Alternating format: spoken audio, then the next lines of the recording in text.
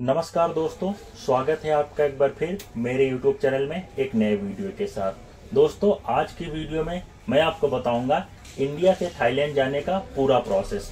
Friends, अगर आप भी मेरी तरह बाय एयर किसी इंटरनेशनल कंट्री की यात्रा फर्स्ट टाइम कर रहे हैं तो ये वीडियो आपके लिए बेनिफिट होगा। तो चलिए वीडियो की शुरुआत करते हैं।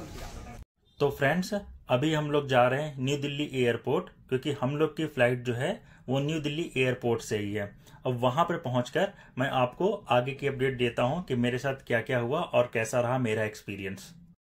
तो अभी भैया हम लोग धीरे धीरे एयरपोर्ट की तरफ बढ़ रहे हैं। यहाँ पर मैं आपको बता दूं कि एयरपोर्ट में एंट्री के लिए अगर आपकी इंटरनेशनल फ्लाइट है तो आपका पासपोर्ट और टिकट कंपलसरी है। अगर डोमेस्टिक है तो पासपोर्ट की जगह आप अपनी आईडी और टिकट दिखा सकते हैं। तो मैं आपको सजेस्ट करूंगा कि आप अपने साथ अपना पासपोर्ट, टिकट और एक आईडी ज़रूर कैरी कर लें। और जिस भी टाइमिंग में आपकी फ़्लाइट है उससे कम से कम 3 से 4 घंटा पहले आप एयरपोर्ट पर पहुँचें, क्योंकि भीड़ बहुत होती है। आप ये मत सोचिए कि मैं आधे एक घंटे पहले आऊँगा तो मेरा काम हो जाएगा, फंस भी सकते हैं। मेरे पीछे आप देख सकते हैं कितनी ज़्यादा भीड़ है। इतनी ज़्यादा भीड़ मैंने रेलवे स्टेशन पर भी नहीं देखी है। अब हम लोग जो है एयरपोर्ट में एंट्री करने के लिए लाइन में खड़े हुए हैं और धीरे धीरे अपने नंबर का इंतज़ार कर रहे हैं। तो फाइनली दोस्तों, मैं एयरपोर्ट के अंदर आ गया हूँ। एंट्री गेट पर बस मेरा पासपोर्ट चेक किया गया और टिकट देखा गया। अब सबसे पहले आपको क्या करना है कि जिस भी एयरलाइंस की फ़्लाइट है आपकी, उसका आसान भाषा में कहें तो काउंटर पता कर लीजिए। जैसे फॉर एग्जांपल मेरी स्पाइस जेट की है, ठीक है, किसी की इंडिगो की होगी, किसी की एयर इंडिया की होगी। तो यहाँ सबके अलग अलग काउंटर होंगे, ठीक है। स्पाइस जेट के अलग होंगे, इंडिगो के अलग होगा, एयर इंडिया का अलग होगा और सबके अलग अलग स्टाफ होंगे। तो जिस भी एयरलाइंस के स्टाफ होंगे, ठीक है, वही आपका बोर्डिंग पास बनाएंगे। जैसे फॉर एग्जांपल मेरे स्पाइस जेट के हैं तो स्पाइस जेट के स्टाफ जो है वो मेरा बोर्डिंग पास बनाएंगे और बिना बोर्डिंग पास के आपको फ़्लाइट में बैठने को नहीं मिलेगा। तो चलिए पता करते हैं कि मेरी जो फ़्लाइट है स्पाइस जेट उसका काउंटर कहाँ है और वहाँ पर जाके अपना बोर्डिंग पास बनवाते हैं। मेरे पीछे आप देख सकते हैं जो ये लाइन में जो लोग खड़े हुए हैं पैसेंजर, ये अपना अपना बोर्डिंग पास बना रहे हैं। यहाँ पर इंडिगो का भी बनना है और एयर इंडिया का भी बनना है, स्पाइस जेट का भी बनना है। तो कई सारी एयरलाइंस हैं जिनके अलग अलग काउंटर पर बोर्डिंग पास बनना है। तो ये जो लाइन है इधर से जो दिख रही है ये है स्पाइस जेट का। तो हम लोग भी जो है इसी लाइन में खड़े हैं। लाइन आप देख सकते हैं कि काफ़ी लंबी लाइन है और यहाँ कम से कम 1 घंटा तो लग जाएगा बोर्डिंग।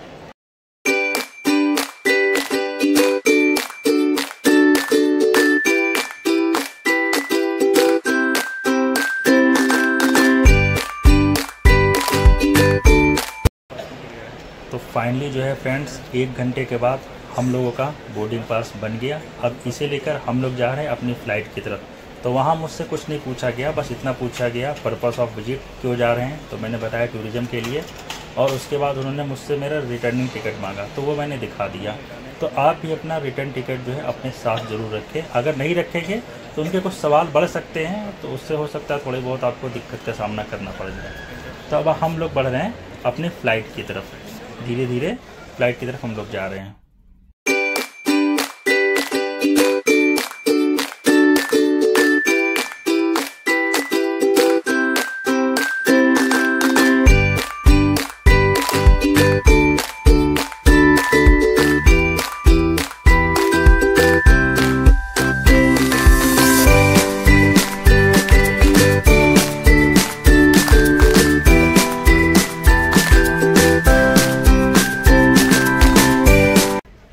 तो फ्रेंड्स, अभी हम लोग वेटिंग रूम में बैठे हुए हैं। मैम ने बताया कि अभी बोर्डिंग स्टार्ट नहीं हुई है तो हम लोग यहाँ वेट कर रहे हैं। और यहाँ पर वेट करके जो भी आपके वर्क हैं, जैसे आपको खाना पीना है, ठीक है, वो सब यहाँ पर कर लीजिए। क्योंकि देखिए प्लेन में खाना मिलता है लेकिन बहुत महंगा होता है। अगर आप अफोर्ड कर सकते हैं, जो कि बहुत लोग करते हैं, तो आप वहाँ भी कर सकते हैं। बाकी अपना आप अगर खाना कुछ लाए हैं लंच टिफ़िन तो आप यहाँ कर सकते हैं। जैसे देखिए पीछे जो है भैया लोग ने स्टार्ट कर दिया अपना डिनर। और जल्दी से मैं आपको बता दूं कि मतलब मेरे साथ अभी तक क्या क्या हुआ, किस किस प्रोसेस से मैं गुजरा, तो मैं आपको जल्दी जल्दी बता देता हूं। उससे पहले आप ये देख लीजिए, ये है हमारे क्रू मेंबर जो स्पाइस जेट में हमारे साथ रहेंगे, ठीक है। तो अब मैं बता देता हूं कि क्या क्या हुआ था। देखिए सबसे पहले आपको पासपोर्ट अपना रखना है, रिटर्न टिकट रखनी है और रिटर्न टिकट मतलब आने जाने दोनों का टिकट, और एक आईडी रख लीजिए।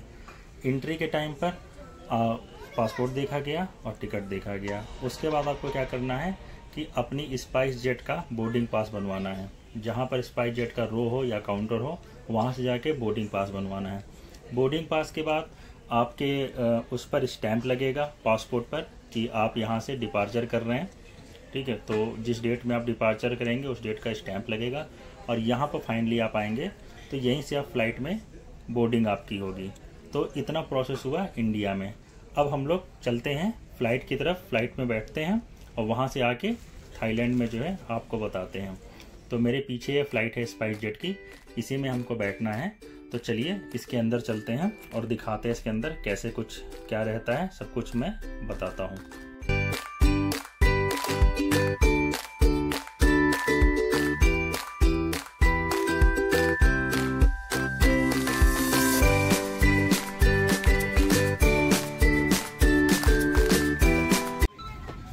तो फाइनली हम लोग फ़्लाइट के अंदर आ गए हैं। अब सबसे पहले जो है हम लोग यहाँ पर अपनी सीट पता करते हैं। Hello ma'am. Ma'am my seat number 22D. Okay, it's on this side at the aisle. You have the numbers up. Okay. Okay thank you very much. तो फाइनली मैं अपनी सीट पर बैठ गया हूँ। यार प्लेन बाहर से दिखने में तो बहुत छोटा लग रहा था, लेकिन जब मैं अंदर आया तो देखा यहाँ पर तो बहुत ज़्यादा स्पेस है। अराउंड 400 के आसपास लोग यहाँ पर आराम से बैठ के यात्रा कर सकते हैं।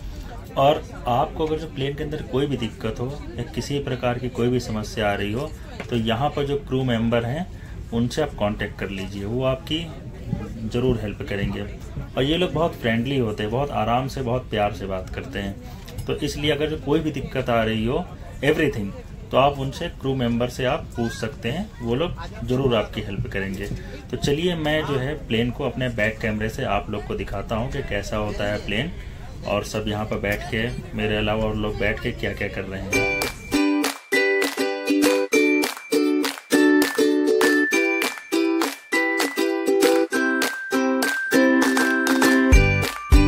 भैया फाइनली जो है प्लेन टेक ऑफ होने वाला है। मेरे सामने आप देख सकते हैं दोनों क्रू मेंबर कुछ सेफ्टी इंस्ट्रक्शन बता रहे हैं, जैसे किसी प्रकार कोई हादसा हो तो आपको क्या करना चाहिए। ये एक हिसाब से प्रोटोकॉल होता है, किसी भी प्लेन में टेक ऑफ करने होने से पहले ये सब चीज़ें बताई जाती हैं और बहुत ही आराम से बहुत ईजी वे में समझाया जाता है। तो चलिए भैया प्लेन के साथ हम लोग भी उड़ लेते हैं और पहुँच जाते हैं आसमान में।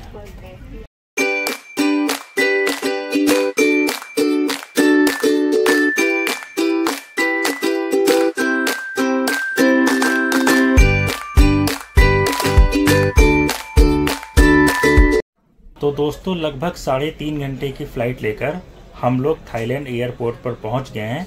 अब यहां से हम लोगों को इमिग्रेशन क्लियर कराना पड़ेगा।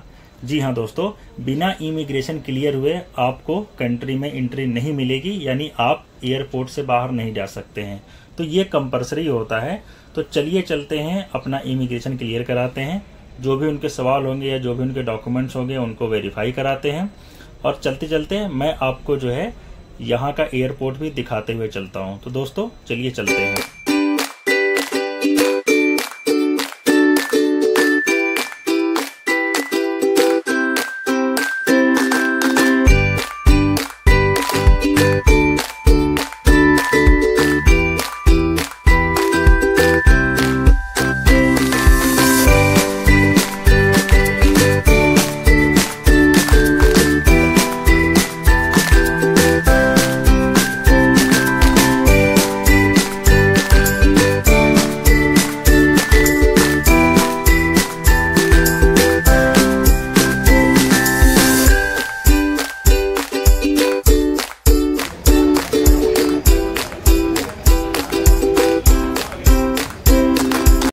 सो फाइनली फ्रेंड्स, हम लोग इमिग्रेशन क्लियर करके अब एयरपोर्ट के बाहर आ चुके हैं।